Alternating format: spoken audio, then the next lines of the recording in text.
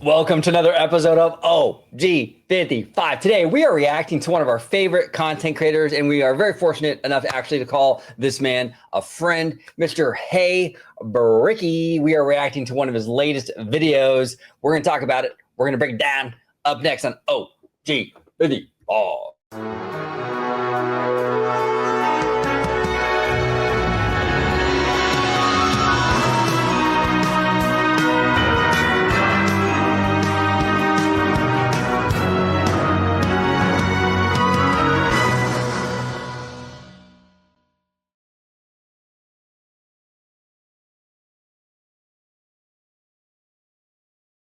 Welcome aboard, everybody, to another episode of OG55. Today, we are reacting to the one, the man, the myth, the legend, Mr. Hey Bricky. But before we do, Italiano, where can everybody at home find you on social media, sir?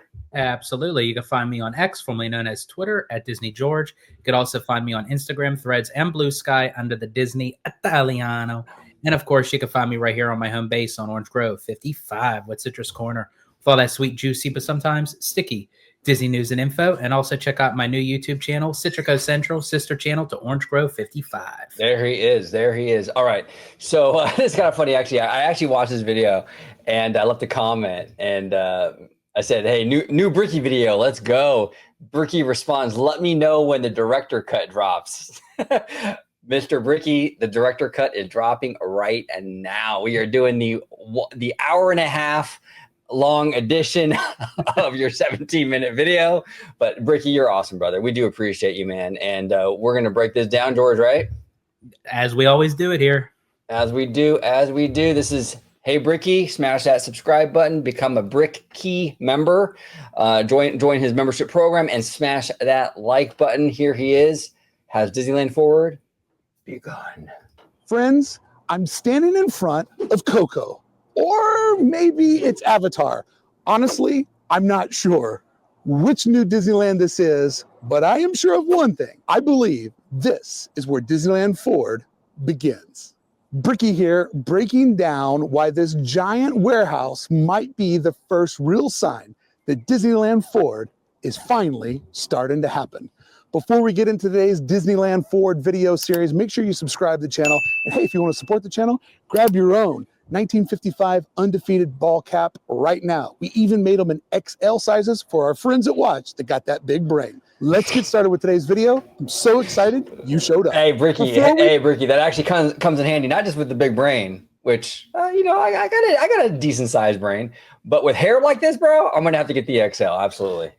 I can't fit all this majestic hair under a normal size hat. Dude, you'd have to just lay it down with care.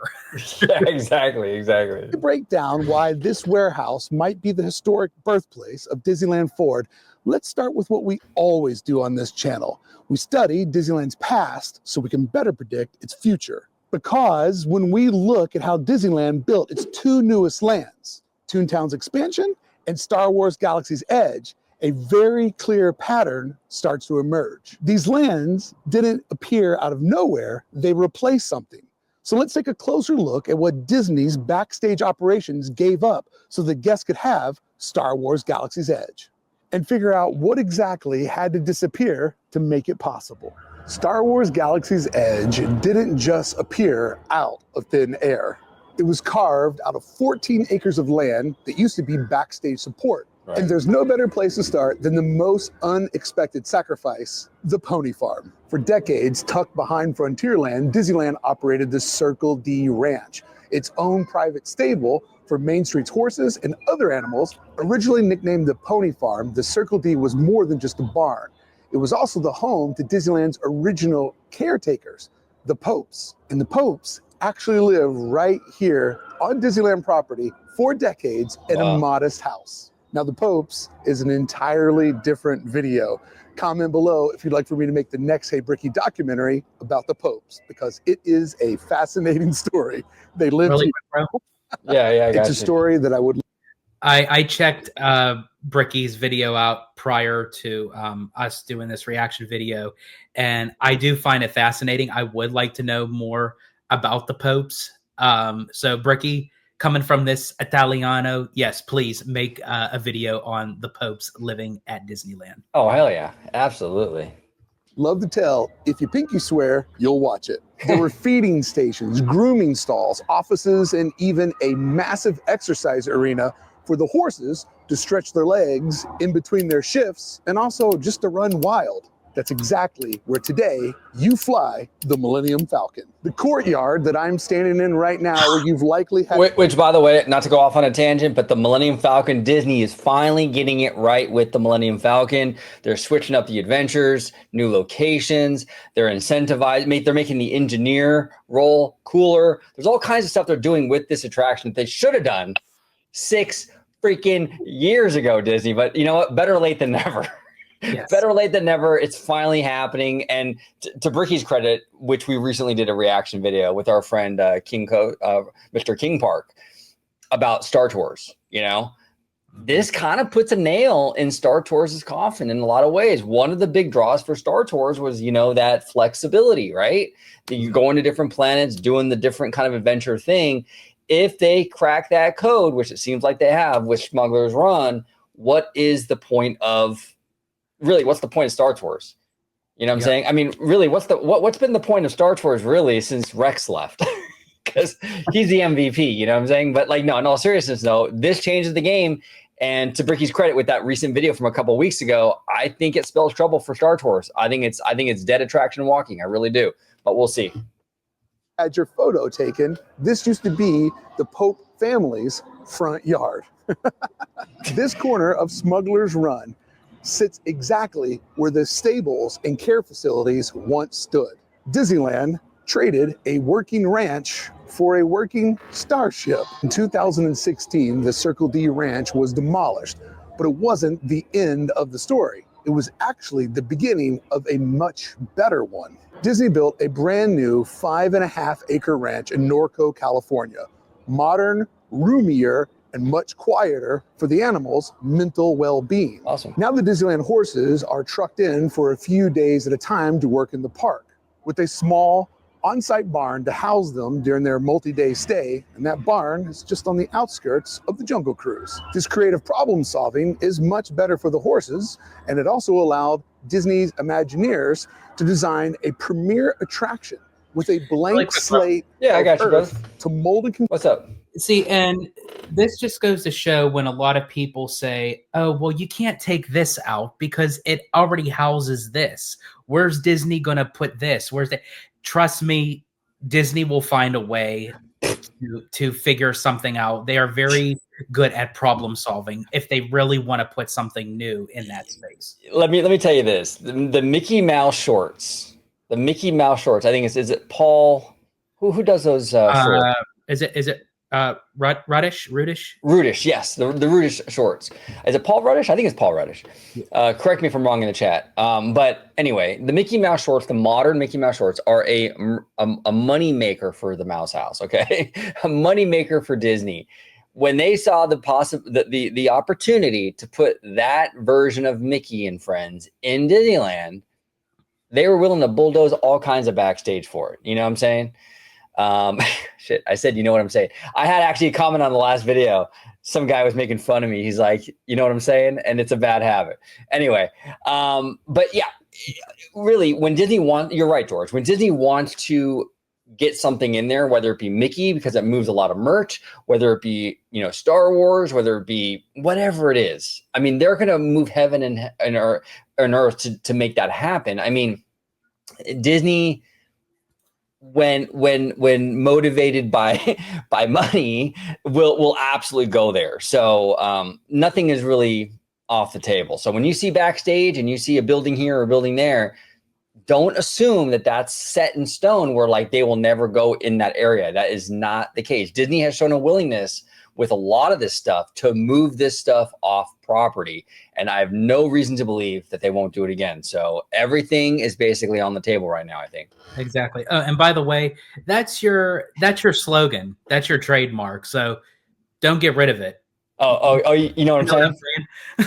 You know what I'm saying? You know what I'm saying? It's the thing. It's the thing. You know what I'm saying? That's all it is. That's it. Exactly. Construct in the image that they wanted to allow their guests to fully experience their dream, my childhood dream, of finally getting to fly the Millennium Falcon. So if Disneyland was willing to trade a pony farm for Millennium Falcon Smuggler's Run, what did they trade to give us the ability to rise?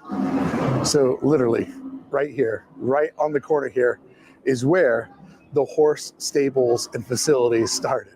That is wild to think about the difference that one space can have in its history. Oh, yeah. In 1955, the Disneyland Railroad used to loop around the park and then slip behind the berm, right into the northwest corner of Disneyland. And the spot where the train would exit the park is exactly where you and I exit Rise of the Resistance today. How wild is that? And it was back here where Walt Disney built something that few guests would ever know that existed. A simple rectangular building, nothing special to look at, but it was the very first train maintenance barn for the Disneyland Railroad. And it's set here. This was Walt's original roundhouse, his engine barn. Wow. It was where Walt kept his prized possessions that he paid for himself, and it inspired the whole... What was that, brother? If you were to look at that, like the footage, it's black and white, you know, that they're maintaining the train engine, but to think of if they would have even known what it would become today, literally the exit of Rise of the Resistance. It's mind-boggling to me. And I'm very curious, not to go off on a tangent here, but I'm very curious what Walt Disney would think of Batuu and all that. Because I think aesthetically, and I think maybe a lot of fans, maybe a lot of our friends here in the audience, they might disagree. But I mean, I think Batuu visually looks dope, dude. I've always thought visually the land is like chef's kiss. I think it looks really cool. But would Walt, though, would he have liked it? I'm not so sure. Because Walt didn't want dirty. He didn't want lived in. You know what I'm saying? And Star Wars is all about the dirty and the lived in. And you see that in Batuu. I'm very curious if Walt were alive, if he were to walk through Batuu, as immersive as it is, would he like it? Would he appreciate that? Or would he go, this place is filthy? You know, I mean, I don't know. I'm kind of curious, you know? It's definitely something to think about. Yeah, that is. But, and also too, correct me if I'm wrong, wasn't like the original Frontierland also kind of like the Dirty West kind of thing? It was dirty, like dirt path or whatever, but it wasn't like the structures, the buildings themselves weren't like weathered and like run down. Okay. So like I know with the Haunted Mansion, he wanted the outside to look pristine. Now the inside you can have it decrepit and old and breaking down, but he wanted the outside to look clean and crisp. So I just don't know how he would feel about Batuu, because there's blaster fire holes in the cement and all kinds of stuff. I don't know. But again, the man died in 1966. His opinion of themed entertainment might have evolved, and it probably would have. The guy was constantly changing and evolving. But I mean, if we apply his 1960s mindset to today, he probably wouldn't like Batuu, to be honest with you. Walt kept his prized possessions that he paid for himself, and it inspired the whole damn thing. And in many ways, it was the beginning of everything, and it all happened right here. This is where the first stage of Disney logistics would have to play out. As time passed and Disneyland grew, the original roundhouse was replaced by a larger facility that right now sits on the outskirts of It's a Small World. When your train passes over a road, you go to the left, that's where the train and the monorail go sleep. But even when it would get moved, this corner of the park quietly kept working away on building and maintaining the Disneyland story. Because the train barn became a machine shop, and new buildings were added all around it. And together they formed what Disneyland called the West Service Area, home to artists, builders, caretakers who shaped the park story and took care of it day after day. Today, this is where you can see cast members exiting or starting their shifts off the side of the trusty Disneyland tram. One of the things that existed back in this space was the Disneyland sign shop. I think Disneyland sign painters are some of its greatest storytelling heroes. Oh, absolutely. This is where craftsmen hand-painted every name, every plaque, every attraction marquee, and every font that would communicate with us inside the park. And where we walk through the queue today To wait for our turn for Rise of the Resistance, that's where the paint shop would sit, with its own paint lab, sandblasting bay, where Imagineers developed Disney's signature patina techniques to age props with every story-driven detail. That all happened right here, where we wait to get onto the attraction. And beyond these hills, as we first enter Star Wars Galaxy's Edge, was the sheet metal shop, where craftsmen shaped everything from railings to rocket fins. This is what you need to do to make the world look differently. You need craftsmen that can make that vision happen. Things in Disneyland used to not be able to be bought off the shelf. They had to be hand fabricated. And this trend goes back several chapters in the Disneyland story. Let's take the Disneyland Mill, for example. Its last location was where Hungry Bear sits today. However, it started out at the Disneyland Opera House in the opening years, and even before that, it was on the Burbank studio, just showing how since the very beginning of the problem solving of Disney, lots of locations have had to move several different times. The creative problem solving of Disneyland is what sucked me into this in the first place as a designer. Well, and the creative problem solving, I love this stuff. The creative, and this is why I love Ricky. He dives into this. He's got that architecture kind of eye for this stuff. Mm-hmm. But the Disneyland sort of need to fix a problem, to come up with a solution for a logistical problem, has birthed some of the most creative things to come out of Disneyland. I mean, the reason why you have the crazy immersive queue for Indiana Jones, and it feels like you're going on into this temple, deep within the temple, really traveling really far into it, is because of the necessity to get you beyond the berm, right? Mm-hmm. Same with Haunted Mansion. The whole reason why we have the stretching room is because of the same reason, to get you beyond that berm. So a lot of the cool stuff that we're like, wow, that's really cool creatively, they're really solutions to logistical problems for Disneyland, you know, even with Pirates of the Caribbean, you know, they have like a double drop, you know, in that ride, just again to get you beyond the berm, so to speak. 100%. So it's kind of wild, man. And I think that's kind of, and to be honest with you, I think that's been Disneyland's edge over Walt Disney World. I think when you have these hurdles, and our friend Jay Shearer could definitely dive into this on a way deeper, way cooler level than I could, obviously. I really want to actually bring him on for a conversation like this. But when you have that friction, when you have those logistical challenges, it does sort of foster more creativity at Walt Disney World, because everything is just given to them essentially with all that space. It does foster a little bit more of creative laziness in a lot of ways. You know what I'm saying? And true. You see it. Yeah, you see it, unfortunately. Easily see that there was a SimCity nature to everything that was happening all around me, because Disneyland is burdened by its size and its surroundings, makes it one of the greatest design challenges of all time. That sucked me in. Hook, line, and sinker.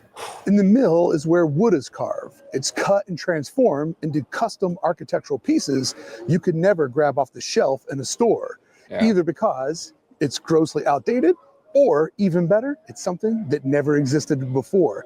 The mill, the metal shop, the sign shop, the paint shop, this is where imagination first touches reality. And all these people that built Disneyland in the 1950s, all the sign makers, the vehicle, you know, like the Bob Gurd, like the vehicle designers, whatever part of this design process you touched back then, those people pioneered what we're seeing today. Now we're talking a lot right now about Epic Universe. We have Monsters Unchained. We got the, you know, Ministry of Magic attraction and the cool stuff they're doing over there at Universal. We even have, you know, obviously like Rise of the Resistance and these next level attractions. All of that is possible because of the people that you're watching right now hammering nails into a bunch of wood. I mean, it's wild to me, bro. It's absolutely wild to me. And the resources today are more easier to come by because there's already a template made for them, so to speak. Right. Back in the day, they had nothing to go off of. It was basically, it was the start. It was the revving of the engine, so to speak. 100%. Yep. It's amazing what Walt and his team did. He took his studio people and they literally they didn't just move mountains, they freaking made their own. It's absolutely incredible what they accomplished. You'll never see that again ever today. You will never see a studio company with animators turned, well, they wouldn't call them Imagineers, only Disney, but like engineers and creative in the theme park industry. You will never see that again. No, it was lightning in a bottle, bro. We'll never see it. We'll never see another guy like Walt Disney either.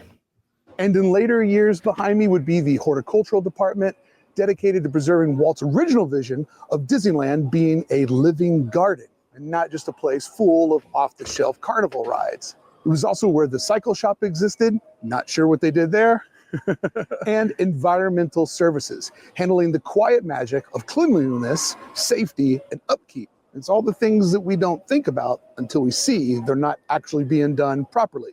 And then you really think about it. And even at one time, there was a service station over there at the Winston Street exit to allow all the vehicles to power back up for their next Disneyland mission. It is not an exaggeration to say that this is where Disneyland was both made and maintained for several decades. And today, in the exact area where the X-Wing fighter stands and where Rise of the Resistance begins, this is where the Craftsman Zone was cleared and the service bay became the queue that we all walk through. The machine shops that kept Disneyland pristine decades ago, they're all gone. And while there was something poetic about having these workers just a tow motor's drive away from every attraction in the park, it may not have been the best use of space. Because the truth is, these kinds of operations can happen almost anywhere. But there are few places inside Disneyland's perimeter where you can build something as massive and complex as Star Wars Galaxy's Edge. That has to be put in a very specific location. And so in the later years, exactly where Rise of the Resistance, the ride, sits today is where the service garage once sat. The service garage maintained the fleet of vehicles, from parking lot trams to service trucks to ride vehicles. So the designers made a choice, move the makers to make more magic. So this is what it takes to create an expansive 14-acre land inside of Disneyland. And if they were going to build Avatar next, we'd be looking at a very similar case study. But what if this new warehouse wasn't bought to make room for an entire land? What if it was built to start something much smaller, but equally as important to the future of Disneyland? For our next example, let's jump over to our next door neighbor. Let's go to Toontown. Because to build Mickey and Minnie's Runaway Railway, Disneyland didn't remove a ride. It removed the people who make the magic happen. Right. Tucked behind the cartoon hills of Toontown was a large backstage facility dedicated entirely to entertainment support. It housed costuming and wardrobe where cast members got their Mickey suits, princess dresses, and parade gear. Yeah, and it was actually kind of brilliant what they did with Runaway Railway at Disneyland, because not only were you able to fit this attraction into Toontown, which I think is a perfect fit for this attraction, but you also created a more immersive Toontown, because the show building kind of, again, the logistics here forcing more creativity. Another example of that, the giant show building forced you to make bigger hills, a bigger backdrop, which I think when you walk into Toontown now, it brings you more into it's more immersive. You know, the hills are taller. It really does block everything out and make for a much more impressive, kind of grand reveal when you first walk in. So yeah, we got a dope attraction. We got an e-ticket essentially with Mickey and Minnie's, but we also got more immersion. We got a bigger berm essentially over there at Toontown. So that's good. Killed two birds with one stone. Exactly. And when you look at Toontown today, Mickey and Minnie's Runaway Railway fits seamlessly. You would think that it was always there. Right. Like you would never think that was backstage area. And to your statement about like creating like the hills and everything where it makes you feel like you're really cut off into Toontown is actually very true, because I remember when Abby and I were coming off of an exit off of the freeway, and it was around the Disneyland Resort. I remember exiting off, not even paying attention to the left side, but I remember seeing the backdrop, the hills of Toontown, and I thought, wow, I didn't even realize Toontown was this close to like major roadways. Oh yeah, I think like But the five, like is, the when you're in the park, you don't see it, you don't think about it. yeah, see, yeah, it's pretty close, I believe, to the 5 freeway, if I'm not mistaken. Yeah. It's all really we're tight out here in Anaheim. It's tight, bro. It's really tight, you know. So yeah, Toontown is very, very close. So interesting stuff, man. Mickey got his costume. It also would include cosmetology rooms for character makeup and hairstyling. It housed the entertainment offices and dressing rooms. It was where performers would start and stop their day at Disneyland. This wasn't a warehouse full of storage. This was a warehouse full of the people that bring the Disney characters and the Disney story to life. And all of it, every costume rack, every mirror, every break room was cleared out to make room for Mickey and Minnie's Runaway Railway.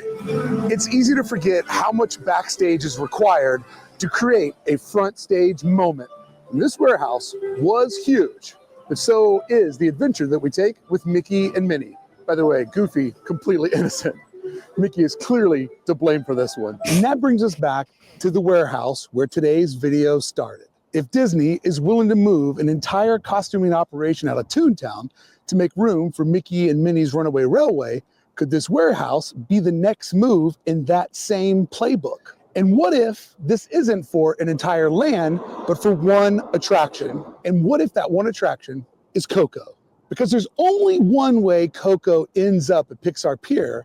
That's if Disney clears the backstage behind it. If Disney really does plan to start construction on Coco in 2026 as promised, we probably will rule out Hollywood Backlot. That location would require a massive rework of the Manchester Avenue parking lot to a parking garage and a complete reassignment of DCA's infrastructure. It's not impossible, it's just pretty complicated. So the safe bet is they put it behind Incredicoaster. Could easily be tucked into the backstage triangle north of Catella Avenue, with guests entering through the Pixar Promenade or even through the exiting parade gate entrance. And in that... And he's probably right. And I do not like that idea. He's right. I think that's what they're going to do. I am leaning more towards that, but I don't like that idea at all, because what Josh D'Amaro explained to us at the expo was a Pirates of the Caribbean level boat ride. Mm-hmm. So you're going to walk through a bunch of carnival rides to get to that experience. Like and it could work. I'm not, I have an open mind, but it just feels weird to me. You know what I'm saying? But it doesn't even fit the theme of the pier, because if you were going to take, for instance, we were talking about the Silly Symphony swings. If they were to happen to move that over to Paris and there was going to be rethemed to Up, it's based off of a Pixar IP, but it's still a carnival pier kind of ride. If that was what they were going to do with Coco, then I would say, you know what? Okay, that fits into the pier. Right. But this ride, you're right, as what D'Amaro was describing to us, it's an immersive, dark family boat ride that is supposed to be on the same level as Pirates of the Caribbean or the Haunted Mansion, kind of all wrapped up into one. What does that have to do with placing that on a seaside pier? It makes no sense to me. And I see a lot of fans say, well, that's where all the Pixar is. But that's not where all the Pixar is. Because right next door to that, you have Cars Land, which is Pixar. It's its own thing, which is Pixar. You have Monsters, Inc. in Hollywood Land. So Disney has already broken this rule, this Pixar and Pixar Pier rule, twice already. Before it became Avengers Campus, they had a Bugs Land. And they had a Bugs Land before Avengers Campus. So they've already broken all the Pixars over here rule. So for me, I don't really care about that anymore. I'd rather the attraction have the proper buildup. And a proper buildup would be a nice little Mexican village courtyard or something along those lines. Like I've said before, sort of like DCA's New Orleans Square, but obviously Mexican, where you're walking through this quaint little village. They got outdoor Mexican vendors cooking Mexican food. You got the mariachis. It's a vibe. You know what I'm saying? That leads you into the boat ride. To walk past the Incredicoaster and to line up for this boat ride, which is going to, I think, be pretty incredible. It just feels weird to me, man. I don't really love it. And I think Bricky's right. I think that's probably what they're going to do. And I've said it before in a couple of videos, but I repeat myself because not everyone watches every video. But all of that stuff, the silly symphony swings and the emotional whirlwind, they're probably going to get rid of both of those attractions, okay? Because that sits kind of close to where that Coco entrance would be. The fact that they're actually getting that spinner ride over in Paris and theming it to Up tells me they're going to remove it from DCA and ship it to Paris. Is essentially that spinner ride, the Silly Symphonies, is likely getting removed at DCA, and all that whole area right there is getting reworked to fit the queue space, the queuing up space for this Coco thing. Almost certainly, I could be wrong. I've been wrong before. I have no issue saying when I'm wrong, but I am telling you right now, that's a pretty solid guess in my opinion.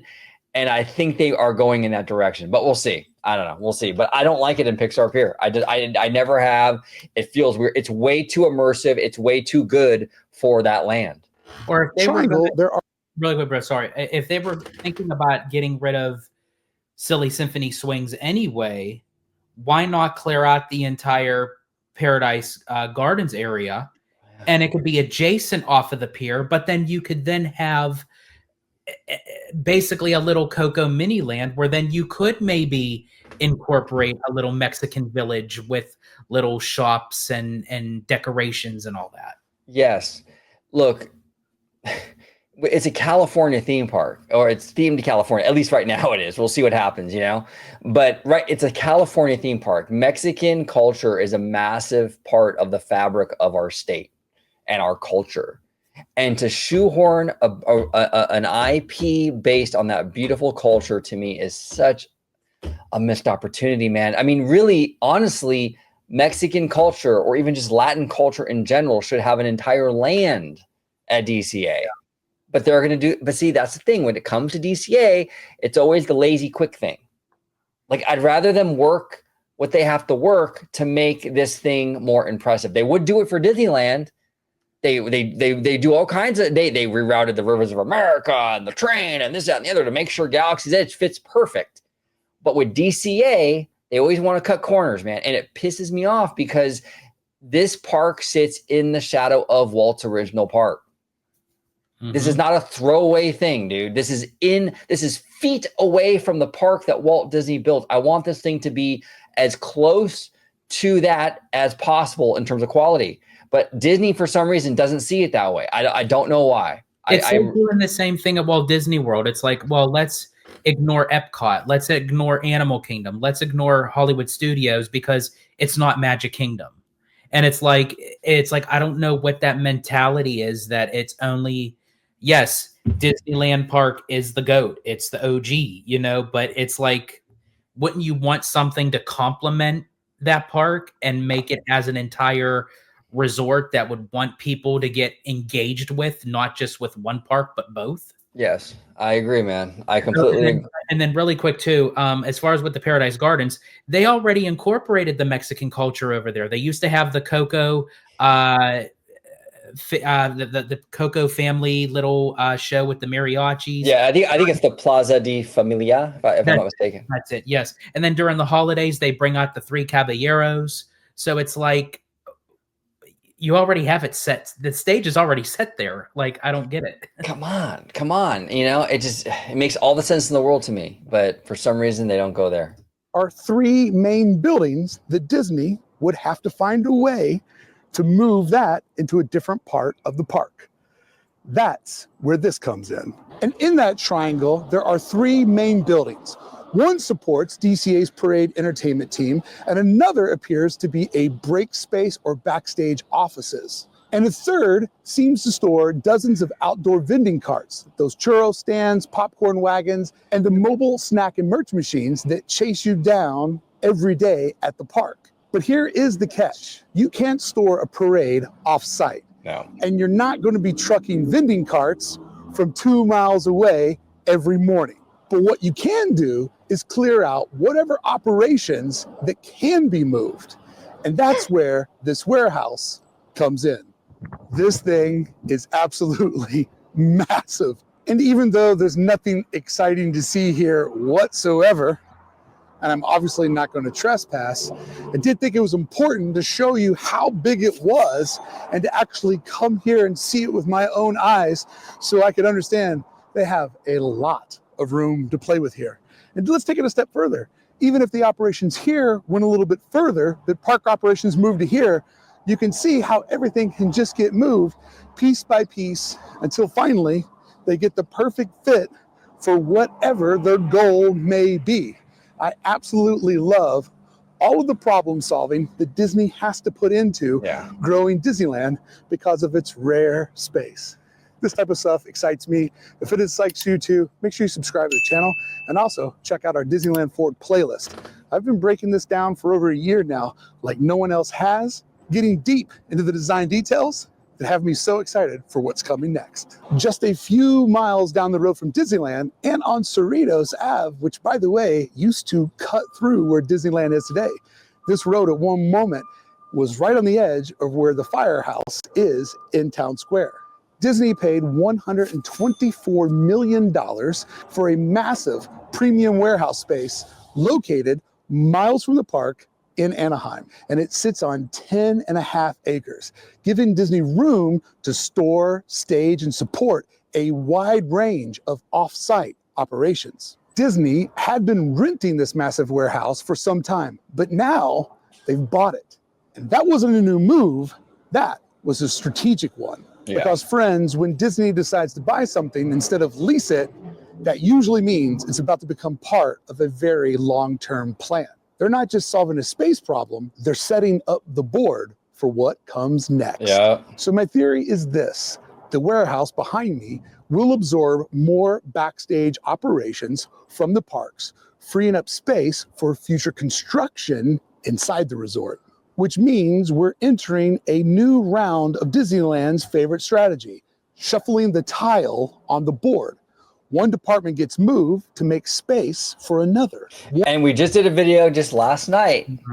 The Pumbaa lot. We got news that the Run Disney stuff after 2026's race, early in 2026, marathon, that Pumbaa lot is going to be actually starting construction, where it'll be a parking structure, essentially, not just surface level parking. So that's very close to that Easter Gateway stuff. I mean, it sits right there, you know?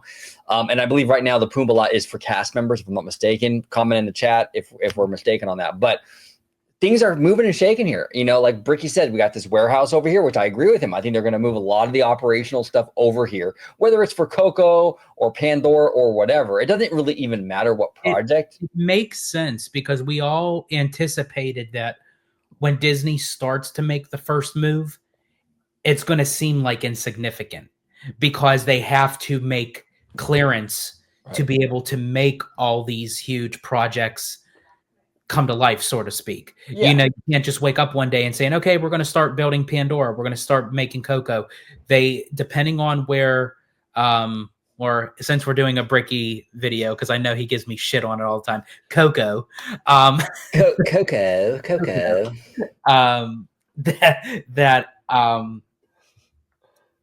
That things have to be maneuvered around. It's like Jenga.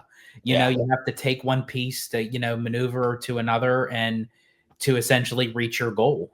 No, you do. And they're making moves, man, between what is it? What is it? Tetris? Yes. One of the two. Tetris, which was actually, it was kind of funny with Tetris. Like, I never really played it like on like the at-home consoles, like Super Nintendo. I never really did it like on the home stuff. But man, I had that black and white Game Boy, and Tetris was my jam on that little Game Boy, the old school Game Boy, you know? But yeah, this is crazy, man. They're making moves between this warehouse. Definitely going to move some stuff over there for sure. We got Pumbaa lot now. They're putting the Run Disney stuff on hiatus. Disneyland Forward is officially moving forward, everybody. One building gets cleared to unlock a future footprint. And whatever Disney can't move, they build around it. But for this moment, this is where things are shifting for good. And Disneyland has done this for decades. But this moment, it feels a little bit different because the space at the resort is almost gone. And every square foot left inside the resort is precious. This warehouse isn't just for storage, it's part of long-term strategy. So whatever Disney moves today will help shape what gets built tomorrow. Friends, this warehouse isn't just logistics, it's the first domino. And it may be the first real-world sign that Disneyland Forward is in motion. Thank you so much for watching this video. If you want to see other— Absolutely. And this was video was from 4 days ago. So this is actually pre Pumbaa lot news and stuff like that. So just so people are aware of that. But yeah, this is definitely like a sign, I think, that like Disney bought this building. I didn't realize it sits on 10 acres. That's massive. So whether it's for Coco, whether it's for Pandora, whether it's for some other project we're not aware of, this is a strategic move by Disney. They want to start moving some of this operations over there to clear up some room. And $124 million, that's a big chunk of change. They're not just going to spend that just to say, hey, we own a building. Right, bro. Exactly. So it's wild to me. This is crazy exciting news. I'm really, really pumped for it. I want to thank Bricky, our good friend Bricky, for this amazing video again. Bricky, we brought you the director's cut 40 minutes in, but Bricky's a friend of the channel. He makes amazing content, everybody. Make sure you subscribe to him. You can join his membership program, the Bricky membership program, but show him some love. Tell him that OG and the Italiano sent you. And I'll be linking his stuff, his information down below. But George, any final thoughts before we get out of here? Any words on Coco? One more final thing I have to say, and it's actually one of the final statements that Bricky had mentioned about that. You know, a lot of the space in Disneyland is basically filled up. So every little kind of nook and cranny is precious. And I know this really didn't have anything to do with the video, but it kind of does. And this is why I'm going to repeat myself too. This is why, for me, that if every little piece of land that Disney owns for Disneyland, I'm sorry, this is why the Toy Story parking lot is not going to become a West Coast Disney Spring. Exactly. Yeah, come on. It's not going to become a West Coast Disney Springs, because you're right, George. And we've been saying this for a long time. You're never going to find 70 plus acres. I think on 75. Right. In one spot in Anaheim ever again. You think Disney's going to waste that on retail? I mean, you can find 10, 15 acres within a reasonable distance of Disneyland, I'm sure, a lot easier, that you can do your Disney Springs thing. But you don't really even need to do that. They're already reimagining downtown Disney, you know, and there's more room there now because they bulldozed that AMC. Mm-hmm. So is there a need for a Disney Spring? Now, a lot of people will push back on OG and say, well, OG, but you don't understand that Disney Springs would also incorporate a hotel. Well, that's fine and dandy, but you don't justify a fourth Disneyland Resort hotel with only 2 theme parks. I mean, really, Disneyland Resort is maybe a 2-day, maybe at the most a 3-day destination right now. Mm-hmm. You're going to add another hotel to that? I mean, that's not going to work. You need another theme park to justify another hotel at this point. 3 hotels is more than enough. A 4th hotel that can tie into a 3rd gate, sort of like how they did with Epic Universe with Helios, then perfect, all well and dandy. Well, yeah, absolutely. I'm not anti-hotel, but like you need another. Right now, we have 3 hotels. We got the Grand Cal, we got Disneyland Hotel, and we got the Pixar place, right? Mm-hmm. You can't add a 4th hotel to service 2 theme parks. That's overkill. Yeah. So you need, if you have that 3rd park though, okay, now we're cooking. Now you justify the existence of that 4th hotel. But right now, you can't justify that. You know what I'm saying? And a mall ain't going to do that for you. It has to be a park. So it will be a park eventually. But we'll see. We'll see, man. It's exciting stuff, dude. This is the dawn of a new era for the West Coast. Let's do it. I ain't got nothing to say but West Side. Exactly, Mustard. Exactly. That's exactly how I feel. Disneyland Forward. Let's go. Let's get it. But everybody, I want to thank you all so much for watching. George, before we get out of here, where can everybody find you on social media, sir? Absolutely. You can find me on X, formerly known as Twitter, at Disney George. You can also find me on Instagram, Threads, and Blue Sky under the Disney Italiano. And of course, you can find me right here on my home base on Orange Grove 55 with Citrus Corner for all that sweet, juicy, but sometimes sticky Disney news and info. And also check out my new YouTube channel and Instagram, Citrico Central, sister channel to Orange Grove 55. And again, a big thank you to Mr. Hey Bricky for basically allowing us to react to his video. And yeah, it's always a good time. Yeah, absolutely, absolutely. Bricky's a friend of the chat. He's awesome, dude. He's awesome. Really smart dude. Makes a lot of great content. So check it out in the description down below. I want to thank everybody for watching this episode of OG with E. Thank you for watching OG55. If you aren't already, consider becoming a member today.